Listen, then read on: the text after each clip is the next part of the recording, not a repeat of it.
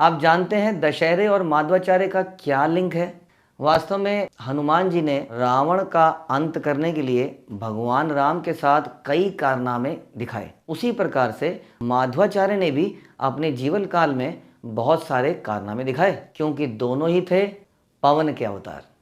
परंतु माध्वाचार्य का मुख्य उद्देश्य तो कुछ और ही था। उनका मुख्य उद्देश्य था कि शास्त्रों के सही अर्थों को सबके सामने लाना, संसार में भक्ति का प्रचार करना। इस उद्देश्य की पूर्ति के लिए माध्वाचार्य ने 12 वर्ष की आयु में ही संन्यास ले लिया। उस वक्त शंकराचार्य के शारीरिक भाष्य के आधार पर कई सारे लोग अद्वैतवाद का प्रचार कर रहे थे। माध्वाचार्य ने अद्वैतवाद के सारे तर्कों को तहस नहस कर दिया और द्वैतवाद यानी जीव कृष्ण का नित्य दास है, इसको स्थापित किया। तो आइए सुनते हैं माध्वाचार्य के जीवन में कुछ अनोखी घटनाएं। तो एक बार चुनौती दिए जाने पर माध्वाचार्य ने कुछ पहलवानों को कहा, जरा मेरे पैर के अंगूठे को उठा के तो दिखाओ। और कई सारे पहलवान एक साथ मिलकर भी माध्वाचार्य के अंगूठे को हिला भी नहीं पाए। तो भक्ति भाव स्थापित करने के लिए माध्वाचार्य ने महाभारत और गीता जैसी पुस्तकों पर टिप्पणी लिखी और अपनी टिप्पणी को जानते हैं किससे चेक करवाया? स्वयं वेद व्यास से, जो कि आज भी बद्रीनाथ में स्थापित है। माध्वाचार्य बड़ी कठिनाई से बद्रीनाथ की उन पहाड़ियों पर पहुंचे जहां पर वेद व्यास स्थापित हैं और उनसे आशीर्वाद लिया। वेद व्यास ने उनको आशीर्वाद दिया और कहा, तुम्हारे तात्पर्य भक्ति से परिपूर्ण है, जाओ और इनका प्रचार करो। आइए सुनते हैं उडुपी के बारे में।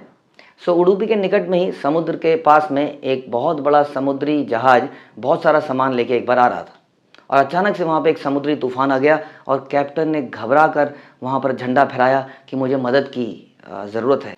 माध्वाचार्य वहीं पर किनारे पे खड़े थे और उन्होंने उसको देख लिया और अचानक से कुछ वायु में उन्होंने इशारा किया और तभी क्या देखते हैं, समुद्री तूफान शांत हो गया और जहाज बड़े आराम से किनारे पे आ गया। जहाज के कप्तान ने प्रसन्न होकर उन्हें कुछ देना चाहा, उन्होंने लेने से मना कर दिया। तो उन्हें बहुत सारा गोपी चंदन का एक टीला, जो कि वो द्वारका से ला रहे थे, वो चंदन का टीका माध्वाचार्य को दे दिया।